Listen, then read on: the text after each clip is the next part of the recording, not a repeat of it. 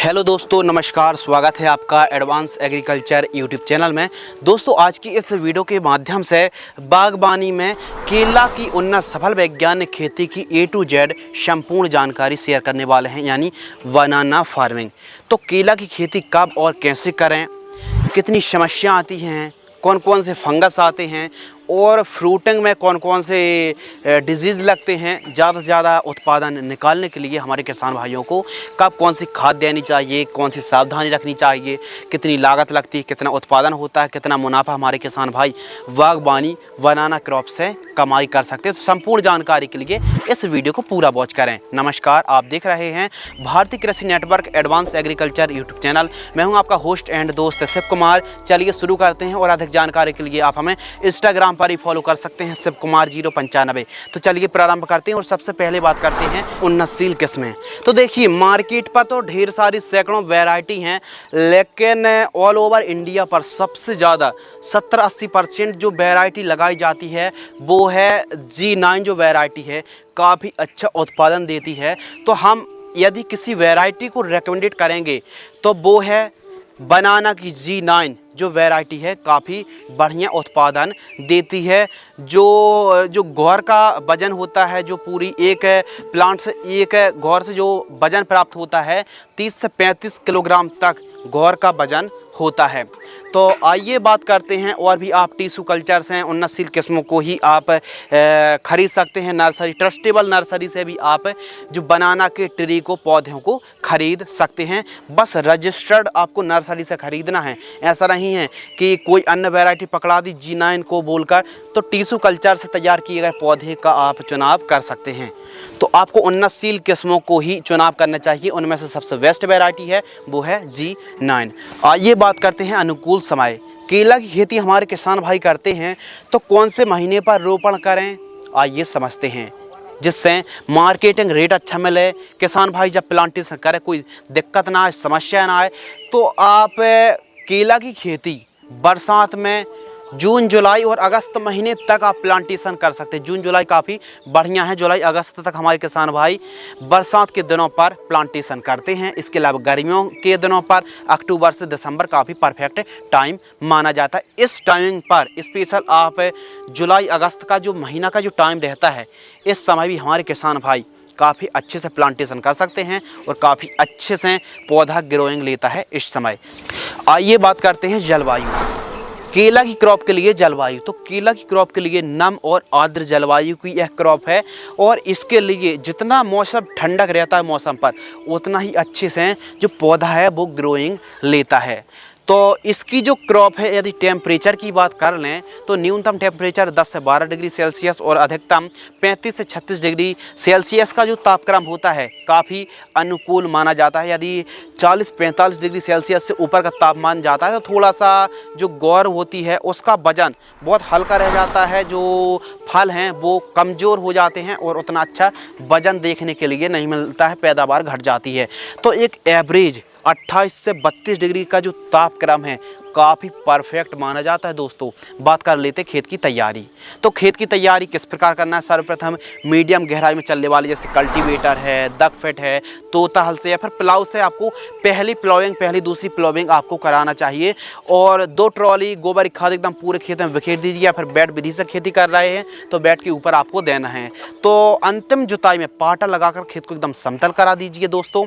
और खेत के चारों तरफ साफ सफाई होना बहुत ही ज़रूरी है, और जितनी ज़्यादा साफ़ सफाई रहेगी एकदम फेंसिंग होना बहुत ही ज़रूरी है।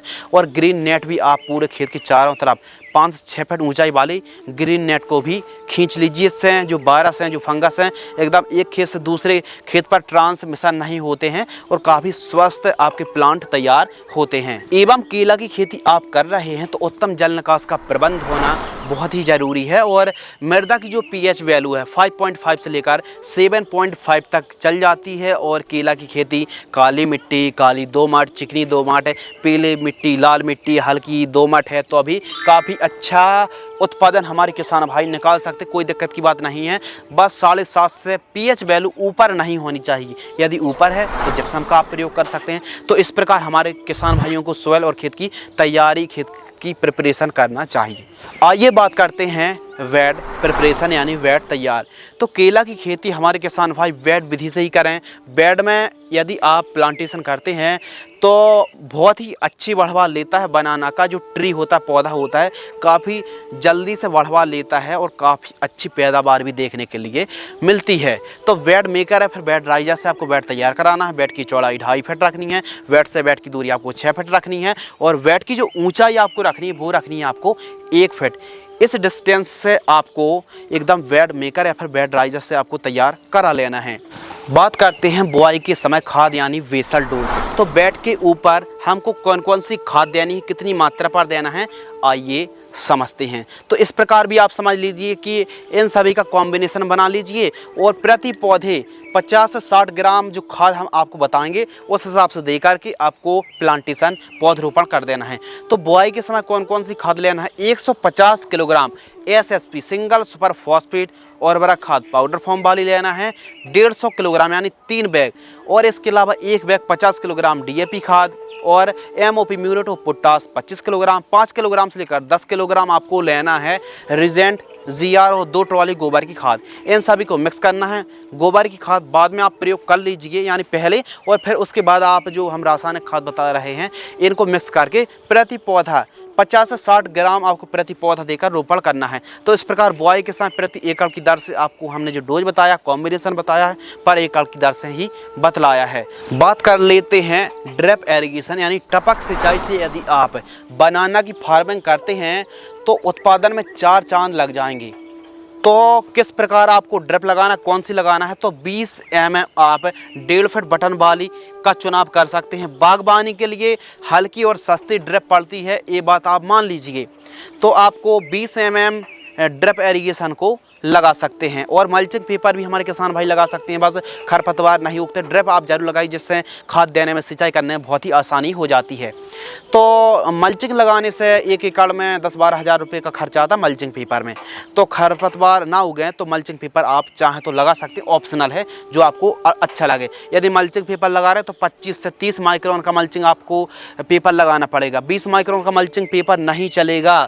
यह फसल थोड़ा सा लंबी फसल मानी जाती है, तो 25 से 30 माइक्रोन का मल्चिंग पेपर आप लगा सकते हैं। यदि आप चाहें लगाना तो लगाएं, ऑप्शनल है। यदि खरपतवार उग चुके हैं तो मजदूरों की सहायता से खरपतवार मुक्त फसल को भी आप रख सकते हैं। इस प्रकार जो आपको अच्छा लगे मल्चिंग पेपर लगाएं ना लगाएं, ऑप्शनल है। आइए दोस्तों बात करते हैं प्लांट डिस्टेंस, यानी हम केला की खेती कर रहे हैं तो 1 एकड़ में कितने पौधे लगेंगे। तो पौधे डिपेंड करते हैं डिस्टेंस पर। यदि डिस्टेंस कम ज़्यादा करेंगे तो क्वांटिटी कम ज़्यादा हो जाएगी। तो रजिस्टर्ड नर्सरी से ही आपको पौधे लेना है, पहली बात।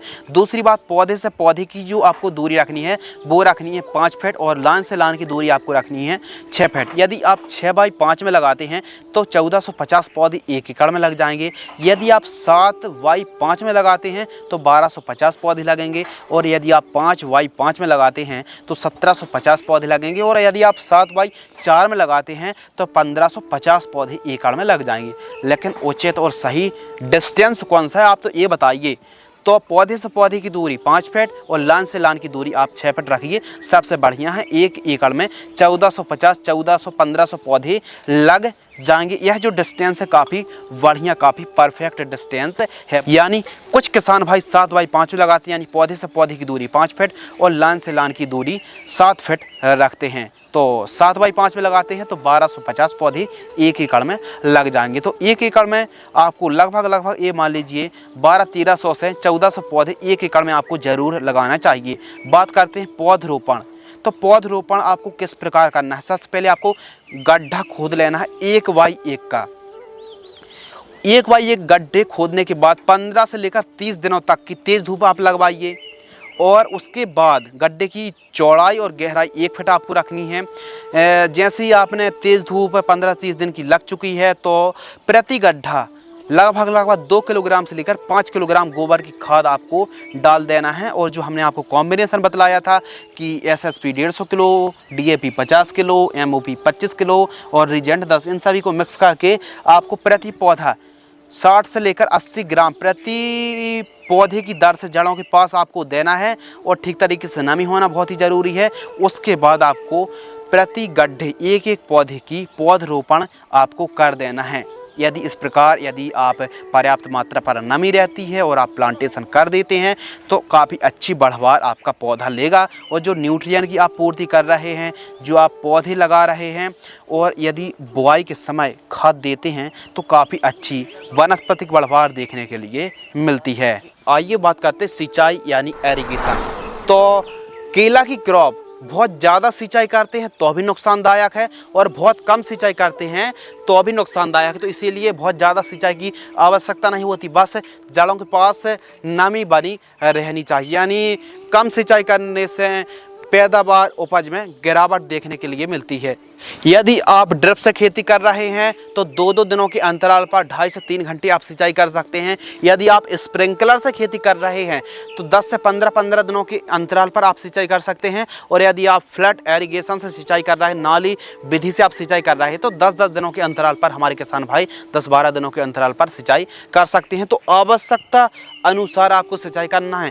हल्की मिट्टी है तो जाहिर सी बात थोड़ा सा जल्दी सिंचाई की आवश्यकता पड़ेगी, और भारी भूमि है, काली काली दोमट मिट्टी है तो थोड़ा सा रुक रुक कर गैप रख के भी सिंचाई करेंगे तो अभी वाटर मैनेजमेंट को काफ़ी अच्छे से आप सुधार के रख पाएंगे। तो सिंचाई आपको आवश्यकता अनुसार ही आपको करना चाहिए। बात कर लेते हैं खरपतवार की रोकथाम यानी वीड कंट्रोल। तो वही बात आ गई कि खरपतवार उगेंगे कैसे कंट्रोल करें। तो मल्चिंग पेपर को भी आप बिछा सकते हैं 25 से 30 माइक्रोन की, लेकिन खर्च नहीं करना चाहते हैं और ना ही करें तो बेटर है। बाकी आप मल्चिंग पेपर बिछाने से कोई दिक्कत की बात नहीं, खरपतवार नहीं होगी। बाकी रही बात खरपतवार कंट्रोल करने की, तो निराई गुड़ाई प्रॉपर करें। खरपतवार का तो जमाव होने ही ना दें, ना खेत में ना खेत के चारों तरफ। यानी जो मेड़ होती खेत के चारों तरफ एकदम साफ सफाई होना चाहिए। रोग मुक्त कीट मुक्त रहेगी आपकी फसल, क्योंकि यदि ज़्यादा ही प्रकोप कीटों का देखने के लिए मिलता है तो फसल को काफ़ी ज़्यादा क्षतिग्रस्त नुकसान पहुंचता है। तो साफ सफाई होना बहुत ही ज़रूरी है। खरपतवार मुक्त यदि फसल रहती है तो पॉलिनेशन भी अच्छा होता है। और सबसे बड़ी बात है कि वनस्पतिक बढ़वार एकदम स्वस्थ रहती है, काफ़ी अच्छी होती है और पैदावार भी काफ़ी बढ़िया देखने के लिए मिलती है। तो इस प्रकार खरपतवार मुक्त फसल रखना बहुत ही ज़रूरी है।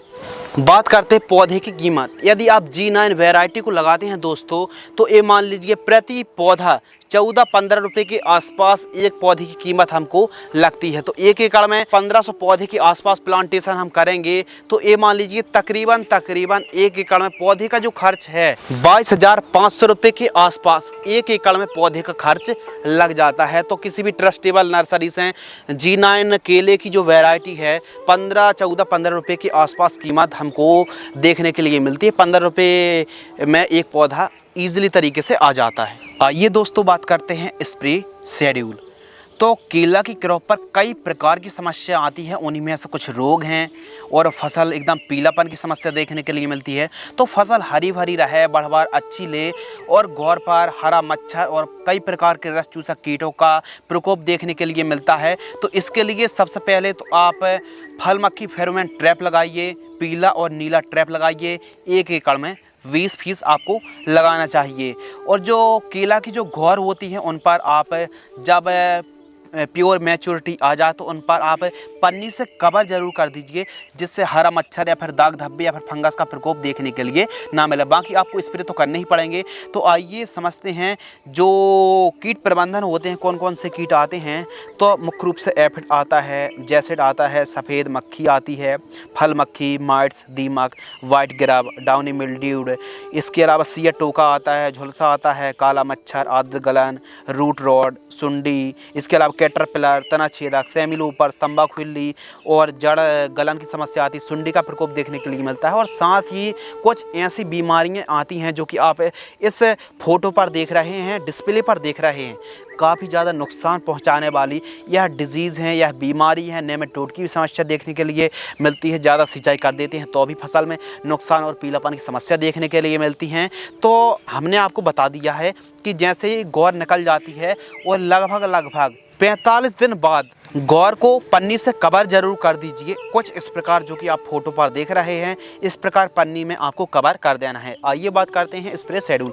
फर्स्ट स्प्रे 40 से 60 दिन के आसपास की क्रॉप होती है तो लांसर गोल्ड इंसेक्टिसाइड 40 ग्राम M45 मैंकोजेब 75% 40 ग्राम 15 लीटर पानी में घोल करके स्टिकर मिला करके आपको स्प्रे कर देना है। इसके अलावा सेकेंड स्प्रे 100 से 120 दिन के आसपास की क्रॉप होती है तो बायर कंपनी की सोलोमन इंसेक्टिसाइड 12 ml लेना है और टाटा की ताकत फंगिसाइड 40 ग्राम लेना है। 15 लीटर पानी में घोल करके आपको स्प्रे कर देना है। इसके अलावा थर्ड स्प्रे 150 से 170 दिन के आसपास की क्रॉप होती है तो Amistar top fungicide 20 ml लेना है। Profex super 25 ml, streptocycline sulphate 2 gram 15 litre पानी घोल करके आपको स्प्रे कर देना है। इसके अलावा फोर्थ स्प्रे 200 से 220 दिन के आसपास की क्रॉप होती है तो वायर कंपनी की मोमेंटो एनर्जी 25 ml, डुपॉन्ट की कर्जट फंगिसाइड 40 ग्राम, फेंटेक प्लस 10 ml, इन तीनों को मिक्स करके 15 लीटर पानी घोल करके आपको स्प्रे कर देना है।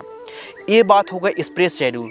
तो आपको स्प्रे जो करना है, चाहो पाउडरी मिल्ड्यूड हो, पीलापन की समस्या हो या फिर कोई खतरनाक फंगस का प्रकोप है तो आवश्यकता अनुसार आपको फफूंदनाशक कीटनाशक का स्प्रे करना चाहिए जो हमने आपको स्प्रे शेड्यूल बतलाया है। आइए बात करते हैं खाद का शेड्यूल यानी फर्टिगेशन शेड्यूल।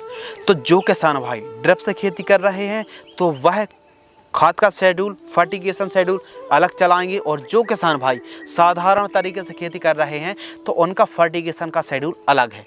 तो आइए बात करते हैं जो किसान भाई साधारण तरीके से खेती कर रहे हैं तो खाद का शेड्यूल किस प्रकार चलाना है, आइए समझते हैं। तो फर्स्ट खाद 50 से 60 दिन के आसपास की केला की क्रॉप होती है तो Sagarika 10 kilogram, urea 40 kilogram, micro nutrient और उर्वरक खाद 5 किलोग्राम किसी अच्छी कंपनी का, इन तीनों को मिक्स करके जड़ों के पास दे करके सिंचाई कर देना है। सेकंड खाद 80 से 90 दिन के आसपास की क्रॉप होती है तो zinc sulphate 5 kilogram, urea 45 kilogram, इन दोनों को मिक्स करके सॉइल एप्लीकेशन से जड़ों के पास दे करके आपको सिंचाई कर देना है। जड़ों से 10 सेंटीमीटर दूर देकर आपको सिंचाई कर देना है। शानदार आपको रिजल्ट प्राप्त होंगे।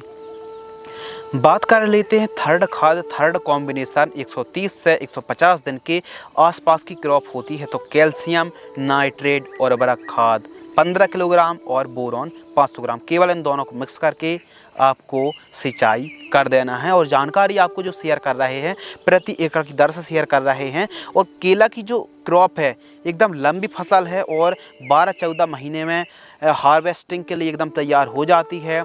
आपको एक जो पौधा होता है ज़्यादा फुटाव आपको नहीं करना है। जैसे पौधा तो आपने लगा दिया लेकिन उसके साथ साथ कई फुटाव आते हैं। कई पौधे के जो फुटाव देखने के लिए मिलते हैं आजू बाजू से, गांठों से कई पौधे मतलब जर्मिनेट होने लगते हैं, अंकुरण होने लगते हैं, उनको काट के अलग कर देना है।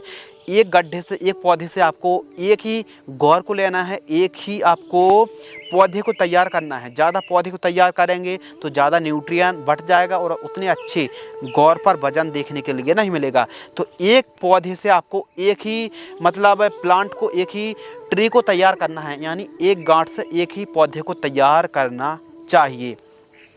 बात करते हैं फोर्थ खाद। तो 170 से 180 दिन के आसपास की क्रॉप होती है तो DAP 50 kilogram, SSP 50 kilogram, muriate of potash 15 kilogram, humic acid 1 kilogram, इन 4-5 को मिक्स करके प्रति एकड़ जड़ों के पास देकर के आपको सिंचाई कर देना है। पांचवी खाद 220 से 240 दिन के आसपास की क्रॉप होती है तो मैग्नीशियम सल्फेट 10 किलोग्राम, यूरिया आपको लेना है 35 किलोग्राम और माइक्रो न्यूट्रिएंट फर्टिलाइजर्स 5 किलोग्राम, सूक्ष्म पोषक तत्व युक्त खाद 5 किलोग्राम, इन दोनों को मिक्स करके जड़ों के पास दे करके आपको सिंचाई कर देना चाहिए।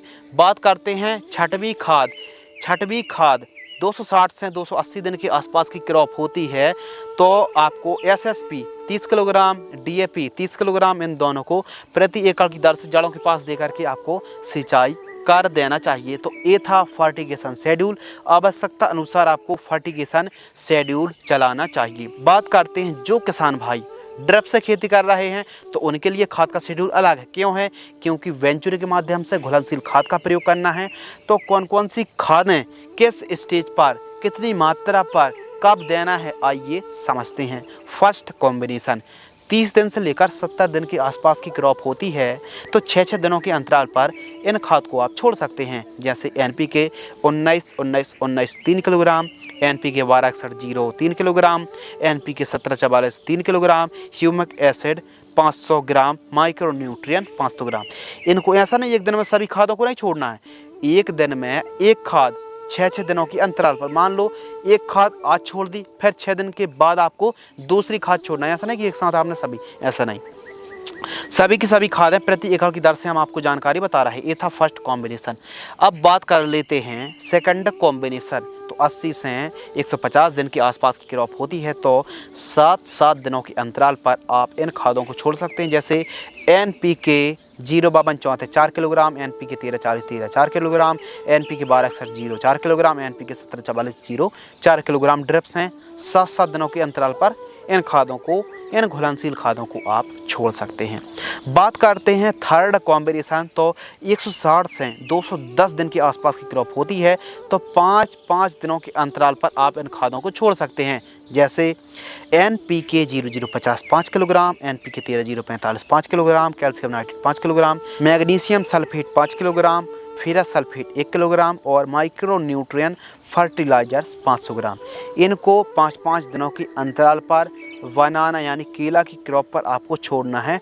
ड्रिप से इन खादों को आप छोड़िए। 160 से 210 दिन के मध्य इन खादों को आप छोड़िए और आवश्यकता अनुसार खादों का प्रयोग जब गौर निकलती है, फ्रूटिंग स्टेज पर होती है, फ्रूटिंग सेट हो रहे होते हैं, उस समय फास्फोरस और पोटास और सल्फर की काफ़ी ज़्यादा ज़रूरत होती है। और आपको केला की क्रॉप पर प्रॉपर साइज़ और क्वालिटी बढ़ाने के लिए NPK 0050 को और बोरॉन को ज़रूर स्प्रे करिए। यानी जब ये मान लीजिए गौर निकलती है, तो गौर के निकलने के जस्ट 10 दिन बाद आप NPK 0050 100 ग्राम और बोरॉन 15 लीटर पानी में 25 से 30 ग्राम, इन दोनों को स्टिकर मिलाकर के आपको स्प्रे कर देना। शानदार आपको रिजल्ट देखने के लिए मिलेंगे।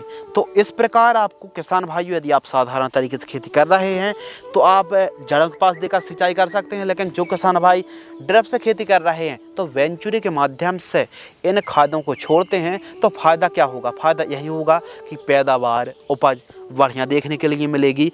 केले का जो साइज़ है वो इतना शानदार देखने के लिए मिलेगा कि मार्केट पर जब आप ले जाएंगे, जब आपकी पैदावार मार्केट पर जाएगी, जो आपकी उपज है, तो काफ़ी अच्छा मार्केटिंग रेट, बाज़ार भाव देखने के लिए मिलेगा।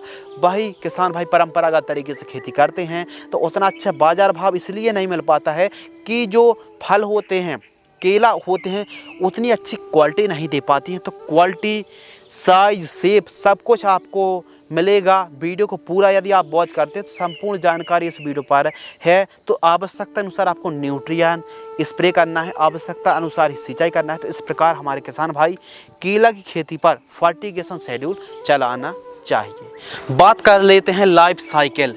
तो केला की जो क्रॉप है G9 वैरायटी को आप लगाते हैं तो ये मान लीजिए 10 से 12 महीने में एकदम तैयार हो जाती क्रॉप। इसकी जो लाइफ साइकिल है 12 महीने के आसपास जीवन चक्र माना जाता है। 10-12 महीने से हार्वेस्टिंग चालू हो जाती है। बात कर लेते हैं बाज़ार भाव यानी मार्केटिंग रेट। तो यदि थोड़ा सा आप जल्दी पौधे लगाते हैं, जल्दी प्लांटेशन करते हैं, अर्ली आप प्लांटेशन करते हैं, तो जो मार्केटिंग रेट है किसानों को 10 रुपये किलोग्राम से लेकर लगभग 25 रुपये किलोग्राम तक की जो कीमतें हैं, प्रति किलोग्राम की कीमत देखने के लिए मिल जाती है। तो 10 रुपये किलोग्राम से लेकर 25 रुपये प्रति किलोग्राम का रेट हमारे किसानों को मिल जाता है। बात कर लेते हैं उत्पादन।